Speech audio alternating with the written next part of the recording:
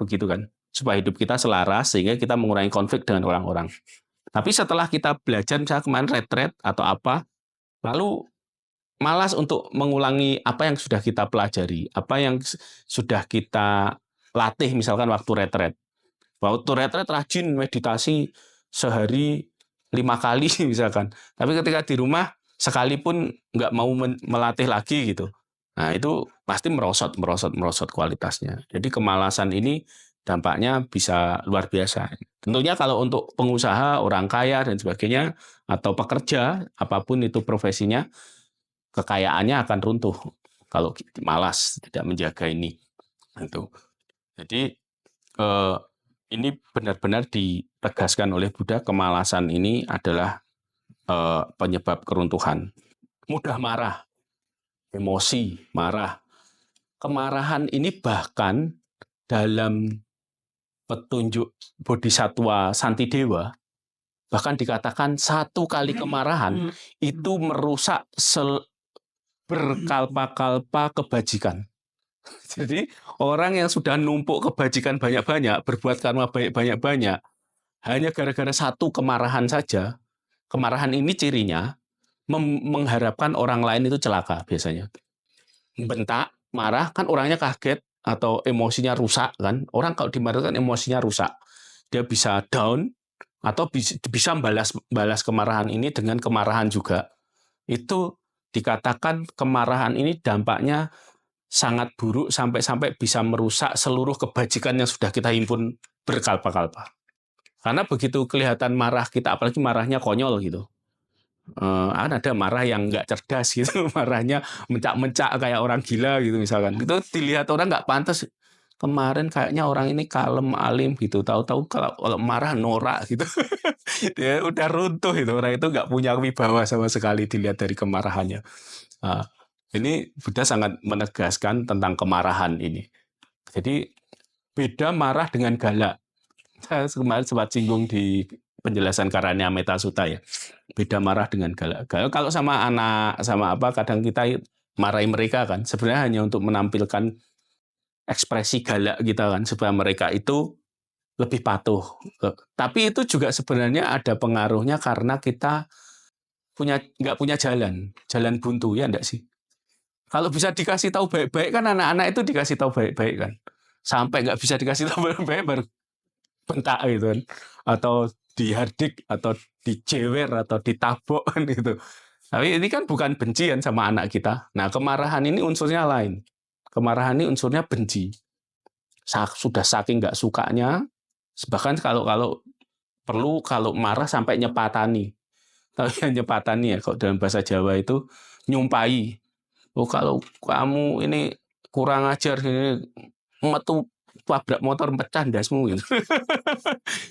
Jadi itu terjadi mengharapkan orang lain celaka kan. Kemarahan seperti ini di Karania Metta Sutta kemarin jelas. Jangan karena marah mengharapkan orang lain celaka. Di Karania Metta Sutta jelas petunjuknya. Nah, kan orang Jawa itu kadang gitu, kalau marah sampai nyumpai, nyepatani kan gitu. Dan itu bisa kejadian kalau memang waktu itu dikaitkan dengan sacakirya ya, ucapan yang itu geni gitu. Ucapan yang punya energi kekuatan itu bahaya. Makanya hati-hati soal kemarahan ini. Bisa merusak seluruh kebajikan kita. Lalu dia yang walaupun kaya namun tidak menyokong ayah ibunya yang sudah tua dan lemah, inilah penyebab keruntuhan seseorang. Jadi anak-anak yang berbakti itu akan terus, kualitasnya akan terus naik. Tapi kalau sekali anak-anak ini tidak peduli lagi dengan orang tuanya, tidak nyokong ketika dia sanggup, dia mampu, ini pasti akan mengalami keruntuhan. Ditegaskan oleh Buddha. Mereka yang punya kemampuan, yang bisa secara ekonomi mampu tapi tidak peduli, tidak menyokong orang tuanya, tidak tahu berbakti, bukan balas budi ya. Karena bakti ini kan kalau saya pernah bahas, bakti ini kan bukan soal anak itu utang sama orang tua, bukan. Orang tua itu juga jadi penyebab penderitaan anak kan gitu. Fair-fairan saja gitu. Karena yang melahirkan, yang membuat anak lahir kan bukan maunya anak kan gitu. Tapi maunya orang tua, punya anak itu. Anak harus bertanggung jawab terhadap pendidikan orang tua. Tapi anak perlu dididik, diberitahu juga bahwa kalau dia berbakti, melakukan kebajikan kepada orang tua yang selalu berhubungan dengan dia, menghidupi dia dari bayi dan seterusnya, ini akan jadi berkah pahala buat dia, kan gitu. Bukan buat orang tuanya, tapi akan jadi berkah pahala, jadi timbunan karma baik untuk dirinya sendiri. Nah, kalau dia tidak mengindahkan nasihat ini, ya dia akan rugi, kehilangan kesempatan kebajikan dan karma baiknya, kan gitu. Maka akan mengalami keruntuhan. Ya, rezeki ya. Iya, rezekinya, ya kesuksesannya, kan gitu. Nah, ini bisa habis kan gitu. Karena kebajikan-kebajikan ini kan saling imbal balik, kan. Ya. Kemudian, walaupun memiliki harta, aset, kekayaan berlimpah, namun dia menikmati semua itu sendirian, inilah penyebab keruntuhan seseorang. Berarti ini pelit, kikir. Ya. Jadi ini benar-benar lawannya dari Karanyamita Sutta. Karanyamita Sutta juga menganjurkan untuk tidak kikir, tidak pelit. Nah, di sini kalau orang pelit, kikir, itu pasti akan runtuh. Karena sebenarnya dia tidak tahu kekayaan ini bisa berguna untuk memperkuat kebajikan dia, menambah kapasitas dia menjadi semakin baik, kualitasnya naik, dan kebahagiaan itu hanya bisa diperoleh hanya ketika kita justru berbagi, bukan mendapat sebanyak-banyaknya, kan gitu. Konsep ini kalau tidak dimengerti, tidak dipahami, jadi keliru, akhirnya pelan-pelan runtuh, kan gitu. Makanya kemudian bagus ya dalam satu sistem di pemerintahan hari ini misalkan, itu orang-orang yang punya pengusaha, perusahaannya punya kewajiban untuk melakukan CSR, Corporate Social Responsibility, tanggung jawab sosial dari perusahaan. Ketika perusahaan itu makmur, sukses, kaya, dia juga punya kewajiban untuk secara sosial, kan? Membagi kekayaannya, keuntungannya sebagian sekian persen, sedikit saja itu kalau nggak salah, bahkan nggak sampai 5%, untuk bagi ke sosial. Nah, diputar di sana. Ya, walaupun kemudian akal-akalannya perusahaan nggak pakai cara tulus gitu kan. Idealnya kan ini untuk kerja sosialnya perusahaan, pengusaha untuk disumbangkan ke masyarakat. Tetap diembel-embeli iklan, diembel-embeli mereknya kan gitu. Padahal harusnya nggak ada urusannya sama itu. Ya udah pokoknya kasih sosial saja gitu. Tapi nanti harus direkam, di-shoot ini bahwa ini sudah melakukan CSR, iklannya dipasang di situ gitu. Atau nama perusahaannya gede-gede dipasang di sana sehingga akhirnya jadi komoditas lagi. Jadi bahan jualan lagi CSR-nya itu. Padahal yang secara teknisnya yang penting kan laporan sudah melakukan kerja sosial, laporan ke pajak, dipotong pajak, selesai gitu. Urusannya ke fungsi sosialnya selesai. Nah, tapi kemudian dikemas-kemas gitu. Tapi ya dunia memang harus begitu cara bekerjanya. Dunia ini ya diputar untuk kepentingan keuntungan, mendapat keuntungan lebih dan mendapat ketenaran, mendapat nama baik yang lebih, yang dikenal orang banyak. Dengan cara seperti itu, begitulah dunia berputar. Nah, itu saya sudah pernah jelaskan juga di 8 kondisi duniawi atau 4 pasang yang membuat dunia berputar. Kemudian jika dia menjadi sombong karena keturunan, kekayaan, atau lingkungannya, serta memandang rendah handai tulan dan sanak keluarganya, inilah penyebab keruntuhan seseorang. Ya, jadi kesombongan. Di Karanyamita Sutta kemarin juga pembahasannya tentang itu ya, tidak arogan ya. Sorry, ini saya rapikan dulu. Kurang tinggi duduknya kayaknya. Sorry. Kurang nyaman duduknya. Sorry. Enggak, cukup. Iya. Jadi kesombongan, keangkuhan karena mengunggul-unggulkan keturunannya, kemudian kekayaannya, atau pengaruhnya di lingkungan gitu. Ini orang yang arogan, kemudian congkak, ya, kecongkaan. Ini menurut Buddha akan bisa menyebabkan keruntuhan, ya, menyebabkan seseorang menjadi kualitasnya merosot. Ini biasanya urusannya karena interaksi dengan orang lain.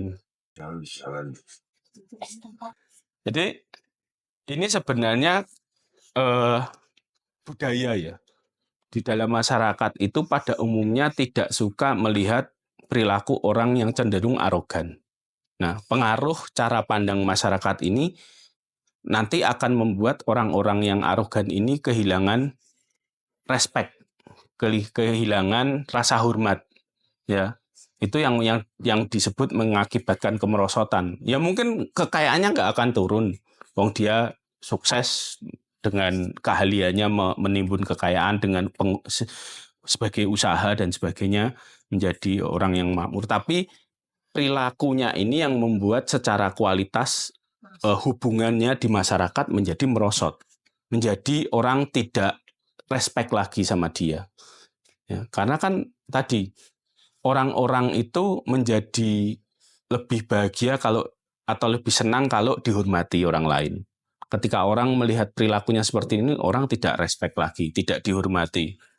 Nah, kemudian tidak dipercaya, tidak atau dijauhi teman-teman. Karena orang gayanya seperti itu, malas orang berteman. Makin berkurang orang-orang baik yang ingin berteman dengan dia. Mungkin kemudian yang berteman orang-orang yang hanya jadi penjilat tadi. Nggak pedulilah dia mau arogan, mau apa, yang penting saya bisa dapat sesuatu berteman dengan dia.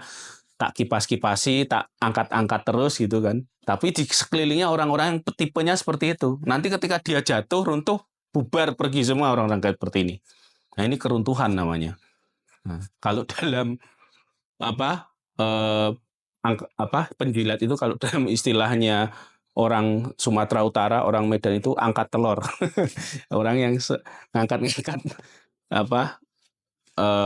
dukung-dukung orang apapun perilakunya itu disanjung-sanjung gitu. Istilahnya angkat telur. Nah, orang-orang seperti ini akan cenderung nantinya berteman di sekelilingnya orang-orang yang teman palsu. Ya, bukan teman-teman sejati, bukan teman-teman yang bisa diandalkan, sehingga potensi keruntuhannya di masa depan pasti ada. Ya. Terus di sini tidak serta memandang rendah handai tolan dan sana, apalagi kalau dia dengan saudaranya sendiri juga merendahkan, ya, tidak bersahabat dengan saudara-saudaranya. Ya, kita tahu di lingkungan masyarakat itu persaudaraan itu sangat penting kan itu. Saudara, ada orang-orang yang tidak bisa akur dengan saudaranya itu, tapi jauh lebih bisa berteman dengan orang-orang di luar sanak familinya. Nah, ini juga kadang-kadang kita aneh juga sih. Apakah karena pergaulannya mungkin urusannya kompleks ya? Apakah pergaulan di internal keluarganya tidak baik atau bagaimana? Tapi pasti ada sebab-sebab yang membuat orang berhubungan menjadi tidak harmonis kan begitu. Nah, orang-orang yang tentu saja kalau sifatnya angkuh, bahkan di dalam keluarga sendiri orang akan nggak disenengi gitu, dijauhi gitu. Alah sombong, ngapain nggak pernah dolan ke rumahnya gitu misalnya gitu. Nggak usah lah gitu. Kita cuma direndahkan kalau ke rumahnya misalnya gitu. Akhirnya dijauhi, bahkan saudaranya sendiri nggak mau berteman kan gitu. Nah, jadi masyarakat kita memang seperti itu. Jadi ini melihatnya benar-benar soal kultural, soal budaya. Buddha ini melihat, memberi petunjuk ini bukan soal masalah moral atau doktrin ya. Tapi ini disesuaikan dengan urusan ini loh, kita hidup di lingkungan yang seperti apa gitu. Budayanya seperti apa gitu. Kalau kita tidak selaras dengan budaya kita, budaya manusia ini sukanya bersahabat, suka dengan orang yang rendah hati, suka berteman dengan orang yang jujur misalkan. Lah kok kamu perilakunya berlawanan dengan itu, ya otomatis dijauhi, nggak akan ditemani kan gitu. Nah, jadi ini soal budaya. Buddha sendiri itu di zamannya banyak melakukan kritik terhadap perkembangan budaya pada waktu itu. Misalkan membeda-bedakan, ini kan ngomongnya soal membeda-bedakan ini kesombongan ini karena keturunan dan sebagainya. Karena di zaman waktu itu juga berlaku diskriminasi kasta yang kuat. Orang yang kasta-kasta tertentu tidak mau bergaul dengan kasta yang lebih rendah kan gitu, yang lebih tinggi, misalnya kasta Brahmana gitu, nggak mau bergaul dengan kasta Sudra, atau yang lebih bawah lagi apa Paria, atau bahkan kalau yang sampai yang sampai sekarang masih didiskriminasi itu seperti suku Dalit. Ya, suku Dalit itu di luar kasta itu semua bahkan kita ketutup bayangannya saja itu harus dibasuh pakai air susu 7 kali. Sampai segitunya untuk menyucikan ketutup bayangan kan diskriminasinya luar biasa gitu. Kesombongan ini karena kelahiran, keturunan, kasta itu. Nah, Buddha mengkritik itu. Makanya kemudian di dalam persaudaraan Buddha itu yang disebut sangha, itu Buddha tidak menempatkan orang masuk jadi anggota karena dia kastanya apa. Tapi siapa yang duluan masuk diterima, siapapun, kastanya paling rendah pun nggak apa-apa. Bahkan suatu ketika siapa Upali misalkan, tukang cukur ya. Upali yang cuma tukang cukur itu kan kasta rendah itu. Orang kerja buruh kasar itu tukang cukur. Itu diterima masuk jadi muridnya lebih dahulu daripada para pangeran suku Sakya. Tapi itu juga usulannya pangeran suku Sakya. Karena pangeran suku Sakya ingin benar-benar jadi biku yang rendah hati. Karena kebiasaan mereka, itu mereka tahu menyadari orang-orang suku Sakya itu congkak-congkak, angkuh-angkuh. Keturunannya Buddha, teman-teman sepupu-sepupunya Buddha, itu orangnya angkuh-angkuh. Karena kastanya kasta kesatria, kasta tinggi. Maka ketika ada tukang cukur di suku mereka ingin jadi biku, dipersilahkan duluan. Begitu masuk duluan, itu sudah di senior. Lalu suku Sakya yang pangeran-pangeran ini jadi junior masuk belakangan. Harus namaskara sama si tukang cukur ini. Harus sujud. Walaupun itu cuma selisih 1 menit masuknya diterima Buddha. Itu senior. Nah, jadi begitu cara melatihnya sehingga menurunkan egonya, kesombongannya gitu, keangkuhannya. Jadi Buddha mengajarkan mengkritik secara sosial itu dengan melakukan perubahan perilaku di dalam organisasi yang dibentuk, yaitu sangha. Ya, persaudaraan yang dibentuk sangha. Jadi Buddha tidak hanya mengkritik tapi memberi contoh dalam lingkungan yang dia bangun. Ya. Jadi orang hendaknya saling menghormati satu sama lain supaya tidak runtuh. Lalu selanjutnya, senang bermain perempuan. Nah, ini buat yang laki-laki. Mabuk-mabukan, berjudi, dan menghamburkan apa yang telah diperolehnya, inilah penyebab keruntuhan seseorang. Ini jelas sekali ya. Berpesta pora, memuaskan hawa nafsu dengan, nah ini di bawah ini godaannya banyak itu, turun 5 menit sudah ketemu kita yang tempat main perempuan. Dan mabuk-mabukan, berjudi, dan menghambur-hamburkan apa yang tadi. Judi ini di dalam Buddha Dharma hanya disebut sebagai penyebab keruntuhan, tidak masuk dalam sila. Ya kan? Sila itu 5, tapi ada unsurnya sebenarnya dalam sila, yaitu tentang ketagihan. Umumnya orang yang berjudi itu ketagihan. Di dalam 5 sila ini, sila yang terakhir itu kan sebenarnya tentang mabuk kan, tidak mengkonsumsi minuman yang memabukkan. Tapi yang dimaksud memabukkan ini juga unsurnya adalah ketagihan. Tidak hanya memabukkan tapi ketagihan. Nah, judi biasanya cenderungnya menimbulkan ketagihan walau bukan mabuk. Tapi apa ya, mungkin mabuk juga kan? Mabuk judi kan, bahasanya gitu kan, lagunya. Ya, orang yang mabuk judi, itu kan mabuk minuman, itu artinya kan setelah minum, hilang kesadaran. Seluruh kesadarannya dikendalikan oleh pengaruh minuman itu yang membuat dia lemah. Ingatannya lemah, cara berbicaranya ngaco, dan sebagainya, dampaknya ya, efeknya. Orang yang judi ini, orang yang mabuk ini, karena judi, dia juga lupa diri. Orang yang mabuk karena minuman juga lupa diri. Lupa dirinya apa? Dia bisa mengorbankan seluruh hartanya hanya untuk berjudi kan gitu. Bahkan kalau perlu istrinya pun dijual untuk ditukar untuk dipertaruhkan gitu. Nah, jadi kemabuan ini tidak dibatasi sebenarnya. Di sila kelima, Suramiraya Majapahit Madatana, itu tidak dibatasi soal apa yang kita minum. Tapi apapun yang bisa kita konsumsi dari indera kita, ya penglihatan, ya apa yang bisa kita makan, ya sentuhan. Ini kan semua indera ini juga bisa mabuk. Mabuk kesenangan seksual, mabuk yang sekarang gadget ya. gadget. Ya, mabuk gadget. Anak-anak itu ngeri kan? Anak-anak yang sudah kecanduan gadget, mabuk gadget, sampai dia nggak bisa dilepas. Diminta orang tuanya tantrum. Nggak cuma nangis, tantrum. Kayak orang gila, kayak anak gila. Muser-muser nangis bukan main. Sampai harus dirawat, harus dibawa ke psikiater kan gitu. Ke psikolog, harus diterapi. Sampai ada yang karena kecanduan matanya rusak kan gitu. Jadi perilaku kecanduan ini atau kemabuan ini nggak dibatasi soal hanya minuman keras. Tapi apapun yang membuat panca indera kita ini ketagihan, lupa diri, ingin memenuhi, memuaskan, tapi terus-menerus tidak bisa terpuaskan, ya kehausan terus, rasa tidak berkecukupan terus. Nah, ini yang disebut kecanduan atau memabukkan ini. Nah, apalagi sekarang judul itu konyol itu judul judi online itu bagaimanapun sudah di set dengan sistem, dengan komputer, dengan mesin kan gitu. Apalagi sekarang teknologinya AI, itu siapapun masuk ke situ nggak ada ceritanya menang sekali kalah 10 kali, dia diberi angin surga, oh saya menang hari ini, besok kalahnya berkali-kali gitu. Nggak sadar ya. Tapi kan kecanduan, kemarin saya bisa menang kok, masa kayak kalah lagi, pasti bisa menang lagi, yang dilawan mesin. Udah di set sedemikian rupa kita nggak akan pernah bisa menang.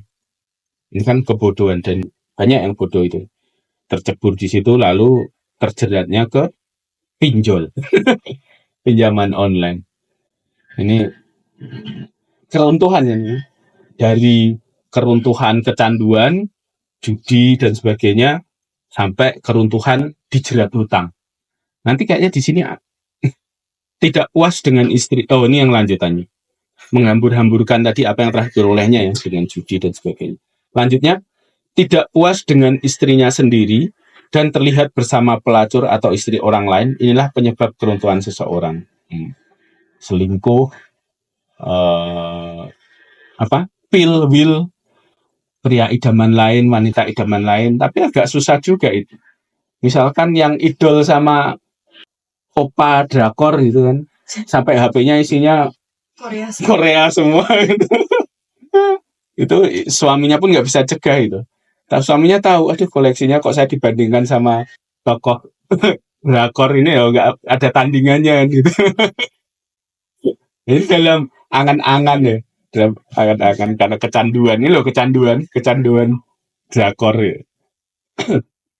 Tapi ini bukan ini, lebih ke yang apa yang terlihat sehari-hari ya. Bawa istri orang lain atau pergi tidak dengan istrinya sendiri, menikmati keluyuran dengan istri orang lain. Nah, apalagi bukan atau tahu itu di tempat prostitusi misalkan. Ini menyebab keruntuhan. Pasti antara apakah antara keluarganya sudah tidak harmonis sejak awal atau keluarganya atau orangnya tidak puas sejak awal. Jadi tidak puas dengan satu istri gitu. Nah, ngapain juga dulu dinikahi kan gitu. Satu ini.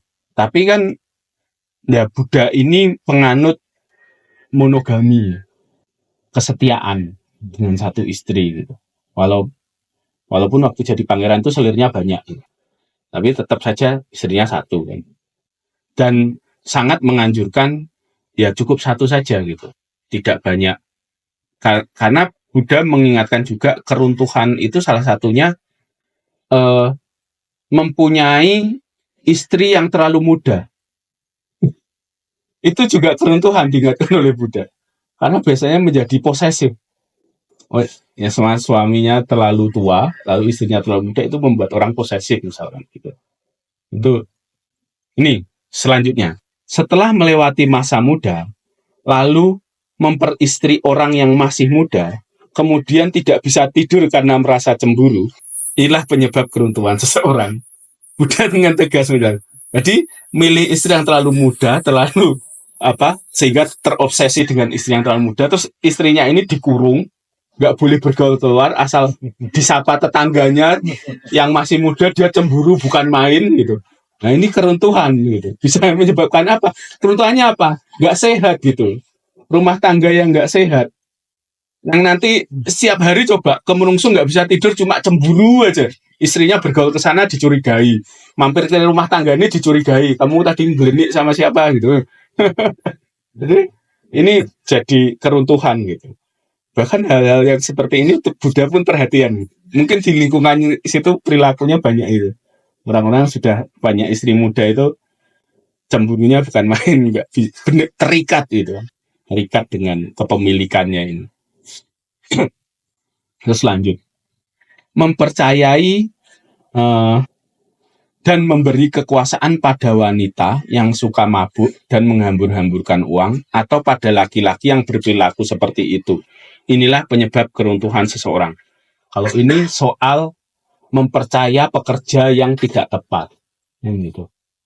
Jadi kalau kita sebagai pengusaha, pemilik usaha, kemudian kita berteman dengan kita orang yang nggak haruslah pengusaha, tapi kemudian kita berteman dengan orang yang kita pikir orang itu bisa dipercaya, tapi kita nggak tahu ternyata perilaku orang ini suka mabuk, suka judi, lalu kita percayai dengan aset kita untuk kelola, untuk kita tutup sebelah mata lah karena teman baik gitu. Ternyata dia ya nggak bisa ngelola asetnya karena dipakai untuk apa? Orang-orang yang mabuk biasanya lengah kan, tidak cermat, kebiasaan seperti itu. Kemudian suka menghambur-hamburkan harta dengan judi dan sebagainya. Nggak mungkin kita percayai untuk ngelola aset kita gitu.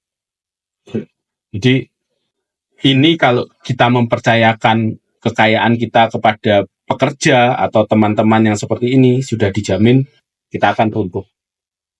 Cepat atau lambat kita yang jadi korbannya gitu. Karena dihambur-hamburkan oleh mereka. Jika seseorang anggota keluarga atau kelompok sosial atau komunitas yang berpengaruh yang memiliki ambisi membara namun tidak memiliki sarana memadai yang mengejar kekuasaan atau ingin menguasai orang-orang lain, inilah penyebab keruntuhan seseorang. Ini urusannya politik. Suatu organisasi, suatu kelompok sosial, suatu komunitas, ambisinya besar nih. Pengen berkuasa, pengen mempengaruhi banyak orang, tapi dia nggak punya modal yang cukup. Nggak punya secara modal material nggak cukup. Jumlah masanya nggak cukup. Punya masa isinya preman bodoh-bodoh. Bukan orang-orang cerdas yang tahu strategi menggerakkan orang misalkan. Cuma banyak orang ya, masanya banyak, tapi bodoh semua kan ada gunanya. Nah, terus jadi aset sumber dayanya jelek, sumber daya manusianya, sumber daya materialnya ini jelek, tapi ambisinya besar. Pengen jadi terkenal, pengen jadi berpengaruh di masyarakat, pengen jadi partai yang besar yang bisa memperbaiki negara misalkan, tapi nggak punya masa, nggak punya sumber daya yang bisa diandalkan, yang bisa dijadikan pegangan yang mantap gitu, pasti runtuh. Orang-orang ini ambisi besar, tenaga kurang, kan gitu bahasanya. Ini penyebab keruntuhan. Orang-orang tidak bisa menjaga keseimbangan. Besar pasak daripada tiang gitu kalau misalkan seperti itu, perilaku seperti itu ya pasti runtuh. Jadi dengan merenungkan secara mendalam semua penyebab keruntuhan di dunia ini, maka orang bijak yang memiliki pandangan terang akan menikmati kegembiraan di alam bahagia. Selesai. Tanya pendek. Jadi Buddha kemudian menutupnya dengan ini loh, hal-hal yang tadi, yang semua tadi yang penyebab keruntuhan, renungkan. Selalu Buddha itu kan karena tekniknya selalu itu. Setelah membaca, mendengar, mendiskusikan, renungkan, cinta mayapanya. Renungkan, benar nggak apa yang disampaikan tadi, relevan nggak dengan kondisi kita, selama ini kita ada nggak unsur-unsur itu yang kita lakukan yang bisa meruntuhkan itu? Entah kemalasan, entah memilih teman yang keliru, entah suka jajan, entah suka mabuk, entah suka judi, ya itu hal-hal yang masih ada ternyata di situ dalam para bawasuta ini, ya hilangkan. Kalau nggak mau runtuh kan gitu, jauhi. Kebiasaannya harus dirubah kan gitu. Jadi kalau merasa merasa menikmati di situ, ah ngomong kosong gitu, buktinya saya baik-baik saja, ya nggak apa-apa gitu. Udah nggak pernah ini anjuran seperti ini, Suta ini nggak pernah. Kalau kamu nggak begini, nggak ikut anjuran saya, masuk neraka kamu gitu. Nggak ada gitu. Terserah, ini sudah saya kasih tahu hal-hal yang menyebabkan keruntuhan. Kamu renungkan, kalau berguna kamu pakai, enggak ya enggak apa-apa. Buddha selalu begitu. Akhirnya tanggung jawab kan di masing-masing. Jadi kalau ada disalahkan, enggak salah Buddha, sudah ngasih tahu kok gitu. Kamu sudah dikasih petunjuk. Ya. Oke, sebelum ditutup, ada yang mau didiskusikan tentang para bawa? Jelas ya, petunjuknya ya. Simple, sederhana. Ini Buddha, jadi ada 2 suta nih yang instruksinya jelas. Karania Meta Sutta dan para bawa suta. Instruksi-instruksi jelas saja, praktis gitu. Yang ini akan, Karania Meta Sutta akan meningkatkan kualitas kita, para bawa suta. Kalau dilanggar, bukan dilanggar ya, kalau tidak dijalankan bisa membawa keruntuhan. Kalau kita mengikuti apa yang perilaku kemerosotan ini, ya runtuh kita. Oke, ya monggo. Mengenai yang tadi judi. Judi itu kan kelihatannya apa? Buddha tidak dimasukkan di sila kan karena dampaknya tidak secara langsung. Mungkin yang masuk di sila-sila itu yang dampaknya secara langsung, misalkan membunuh, akibatnya langsung. Terus berkata tidak benar, mencuri, terus berzina, minum minuman keras. Itu kan yang nggak langsung kan, kata-kata juga bisa nggak langsung, mencuri juga bisa nggak langsung sebelum ketahuan. Maksudnya gimana? mungkin Akibat ini bisa langsung dan tidak langsung. Nah, itu kan maksudnya gini, yang ternyata judi tidak dikatakan itu kan secara tidak langsung, misalkan gini, dalam dunia perdagangan pun kan juga ada unsur judinya. Misalkan ini aku kulaan barang ini, berani enggak ya? Oh, spekulan. Itu kan spekulasi, itu kan judi. Oke. Apakah apa ya berdagang itu spekulasi itu judi? Ya unsur risiko. Ya. Judi itu kan dia peluang. Ya. Jadi mungkin kalau yang judi online itu peluangnya lebih. Sistem sudah didesain. Mungkin dia bisa menang kalau ada yang kalah yang lebih besar. Ya. Jadi dia mungkin bisa menang. Tapi kalau sama pasti kalah. Nah, kalau yang di dalam dunia perdagangan itu kan juga seperti itu. Resiko nanti ngambil barang ini laku apa enggak. Terus seperti petani itu nanam padi, nanti bisa kemarau enggak panen. Kan ada unsur-unsurnya, tetap resiko kan ada. Nanti kalau begini jenengan sama kayak Prabowo. Bisa. Iya. Kan dia bikin pernyataan dengan simplifikasi. Main saham itu judi. Tapi para pemain saham tidak setuju itu judi. Iya. Pernyataan itu akan dianggap dangkal. Permainan ya mungkin judi. Enggak. Jadi gini. Jadi kalau kata-kata depannya main kan. Oke. Jadi gini. Yang membedakan perilaku judi dan tidak judi, saya kira ya, ini bisa dikoreksi. Belum tentu benar juga. Saya kira kalau yang dikatakan judi itu kalau benar-benar spekulasi tanpa pertimbangan aspek-aspek lainnya. Misalkan murni untung-untungan. Petani tidak akan bisa dibilang judi karena dia tahu metodenya segala macam. Kita tanya Pak Arif, petani tampan. Apakah judi waktu tandur? Enggak. Pelajari betul unsur hara, obatnya, vitaminnya untuk tanaman, dan sebagainya. Detail itu dan tahu kalau rumusnya begini harusnya jadi. Kalau kejadian alam merubah itu, bencana namanya, bukan judi. Ya enggak, Pak? Bencana bukan judi toh. Itu bukan kita mau gambling sama alam, kan enggak loh. Alam itu terus berubah kan.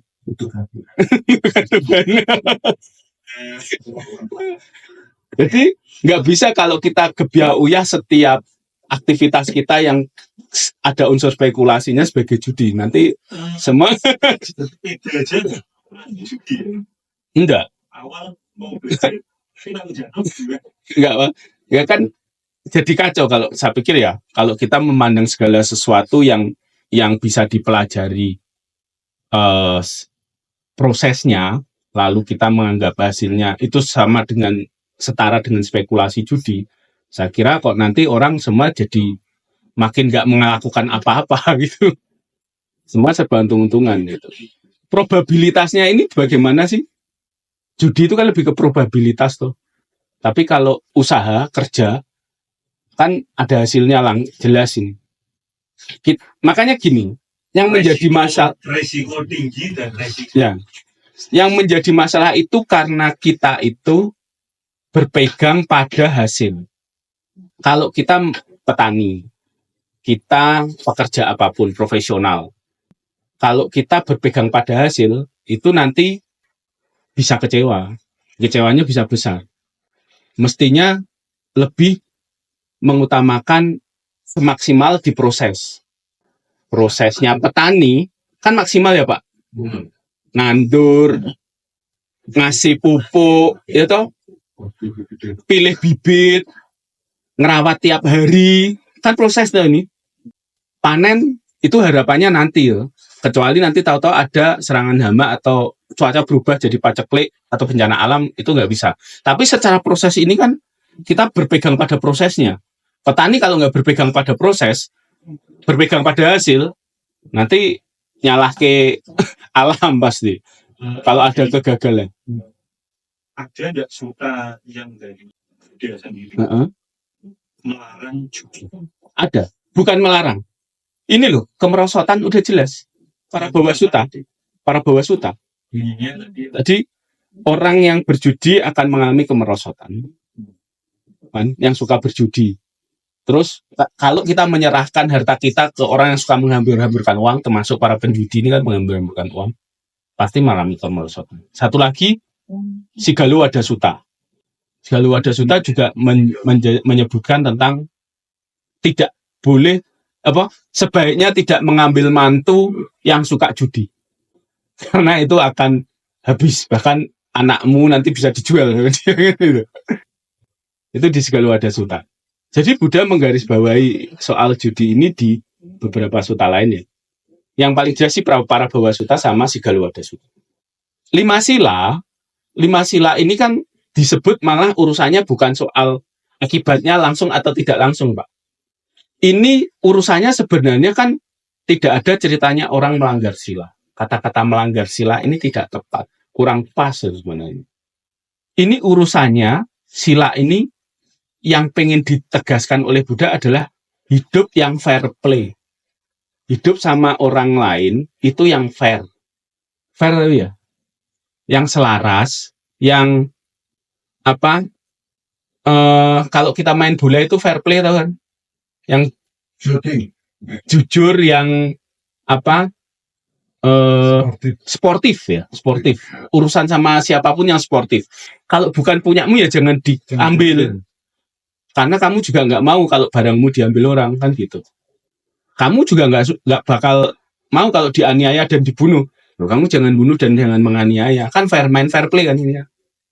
Nah, terus, kalau kamu nggak suka dicaci maki ya jangan memaki. Jangan ngomong yang enggak. Tata kata-kata yang dijaga kan itu. Ini urusannya main fair play. Kemudian apalagi? Jangan melecehkan perempuan. Jangan melakukan hubungan seksual yang keliru, misalnya gitu. Atau hormati hak seksual orang lain gitu. Itu karena kita juga nggak mau dilecehkan dan diperlakukan seperti itu. Yang terakhir soal mabuk-mabukan. Ini loh, kalau kamu mabuk, kamu nanti akan jadi sampah masyarakat, gitu. Kamu nggak akan dihargai oleh lingkunganmu. Jadi 5 sila ini kadang-kadang disebut sebagai sila alamiah. Karena ini suka nggak suka, ini akan menentukan arah hidup kita. Ngerti nggak ngerti, kamu nggak ngerti 5 sila ini ya bodoh, kamu tabrak ya rugi. Jadi karma buruk yang akan membuat kamu jatuh gitu. Ngerti dan kamu masih juga nabrak hidup yang tidak fair, ya jatuh gitu. Ngerti lalu kita selaras dengan sila ini, cara hidup kita aman. Lahir lagi besok jadi manusia yang hidupnya selaras dengan sila. Jadi gitu. Jadi sila ini membedakannya dengan, sementara judi itu kan aktivitas yang lain, kegiatan yang sudah direkayasa. Bukan urusannya yang ini, 5. Ini kan urusan fair play. Judi tidak urusan fair play, sudah pasti. Ternyata Ada 3, apalagi? ada Iya, ada Mapada pasti. Anguttara Nikaya tentang judi adalah salah satu dari 10 tindakan tidak baik yang dapat menyebabkan ya. kemerosotan itu. Para Bawasuta, sumbernya di Anguttara Nikaya. 3 Majjhima Nikaya. Majjhima Nikaya. 3 titik juga tanggapan. Orang yang judi tidak dapat mencapai kesucian dan kebijaksanaan. Itu saya baru tahu kalau yang Majjhima Nikaya. Yang satu lagi yang Sigalawadha Sutta nggak disebut. Ya, disebut. Ya, kalau di Sigalawadha Sutta konteksnya lain. Konteksnya jangan milih mantu penjudi. Iya. Di Sigalawadha Sutta. Jadi nasihat Buddha soal itu. Jadi sila saya kira itu Pak. Urusannya bukan, kalau dikaitkan dengan judi, urusannya karena sila ini urusannya hal yang alamiah. Suka tidak suka ini hal yang harusnya kita lakukan kalau kita hidup fair play. Sementara judi ini aktivitas berikutnya. Tidak dikaitkan langsung dengan sila. Tapi unsur tadi yang kelima, unsur kecanduannya, itu ada. Kecanduan ini mewarnai banyak aktivitas sih sebenarnya. Apa-apa bisa kecanduan. Apapun yang dalam panca indera kita ini kan bisa mendapati sensasi kecanduan. Mata kecanduan dengan apa yang dilihat indah. Sentuhan kecanduan dengan apa yang disentuh menyenangkan. Apa lembut, apa menyenangkan, sensasi sensual dari fisik kan gitu. Lidah akan bisa kecanduan dan apapun yang diminum, dimakan, menyenangkan. Pendengaran bisa kecanduan dengan suara-suara yang menyenangkan, musik, suara buju tanggane sing merdu gitu. Tadi kan dibahaya ya jadi kemerosotan gitu. Jadi urusannya ini, kecanduan ini urusannya dengan panca indera kita. Nah di kemarin karena Metta Sutta jelas juga disebutkan tidak terkecoh oleh panca indera, kan gitu. Buddha sangat menggarisbawahi urusan panca indera kita, bahkan 6 indera kan. Satu lagi pikiran kita ini sering mengecoh kita juga. Di para Bawasuta ini lain, beda. Tapi urusannya kemerosotan ini lebih ke aktivitas-aktivitas yang di lingkungan. Ya sebenarnya ini urusannya dengan lingkungan, masyarakat, budaya, yang perilaku-perilaku keseharian yang bisa mengarah pada kejatuhan untuk kemerosotan kita. Kira itu. Ada lagi?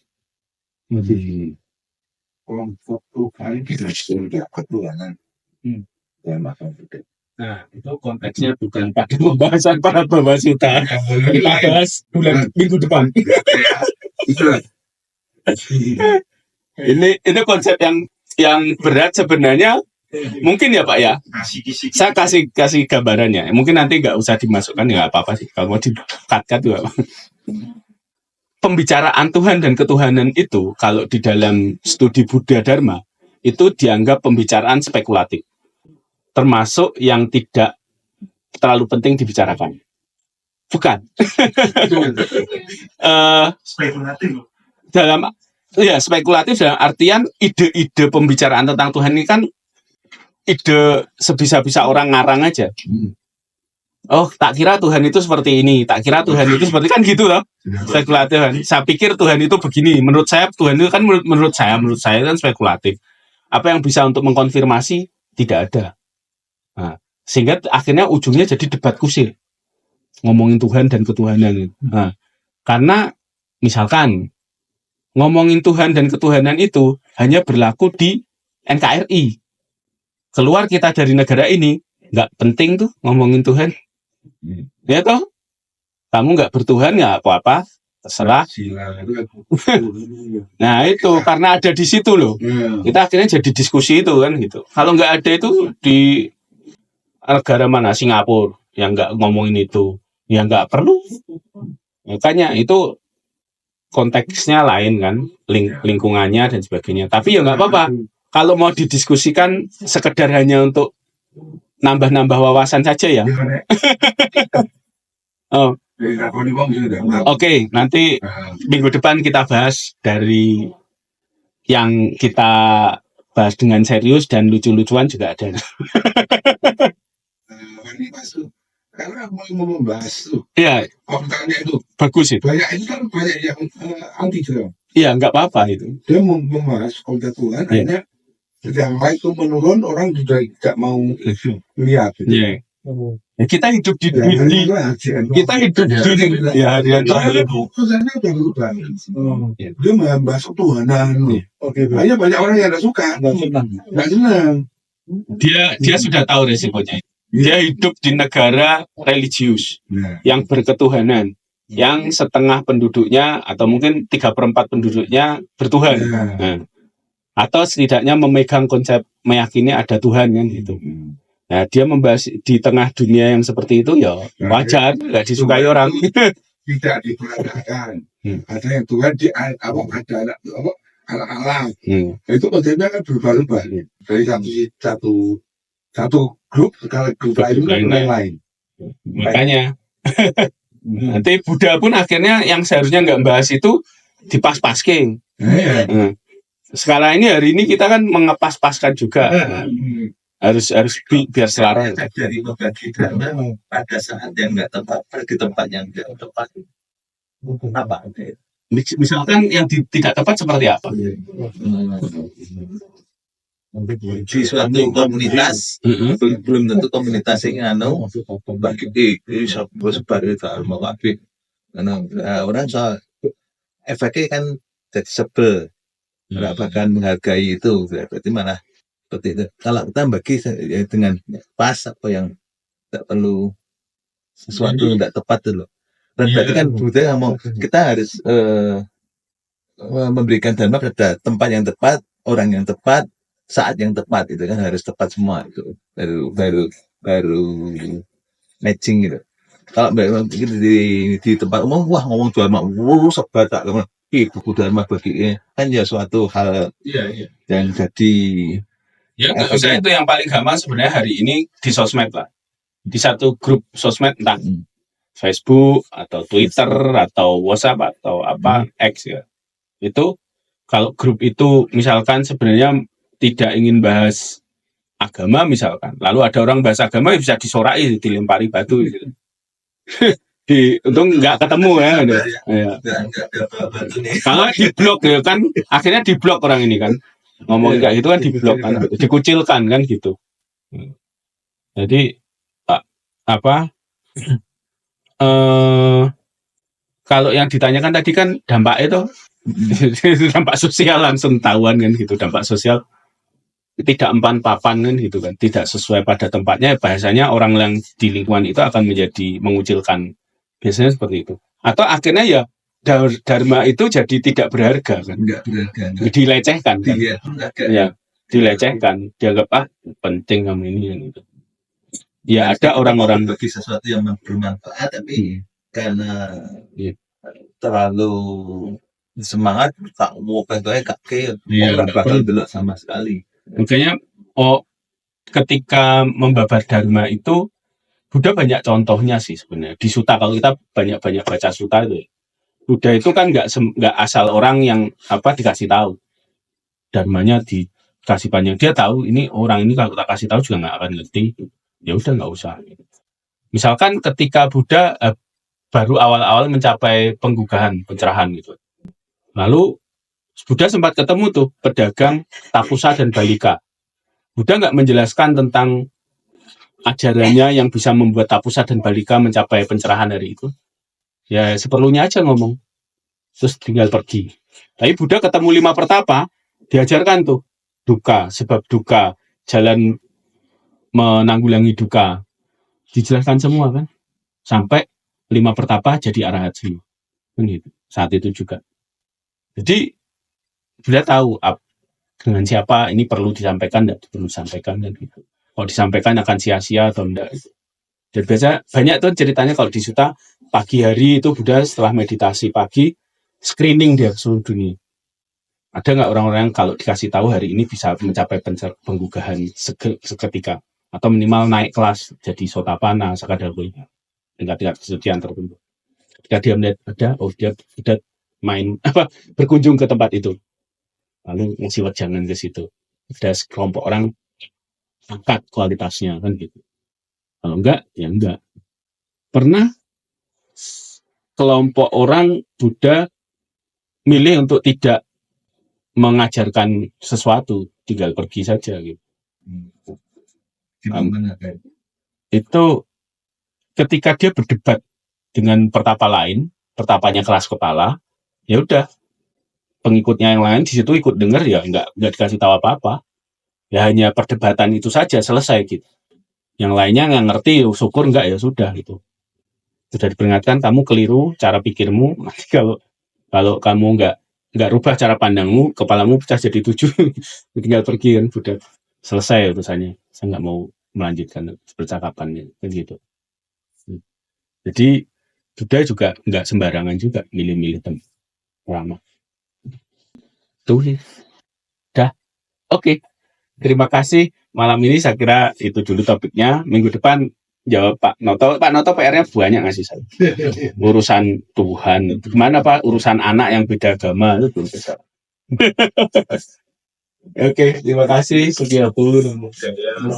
Namastu. Mukirahayu Sakum Tumaji. Om Namastu. Mukirahayu Sakum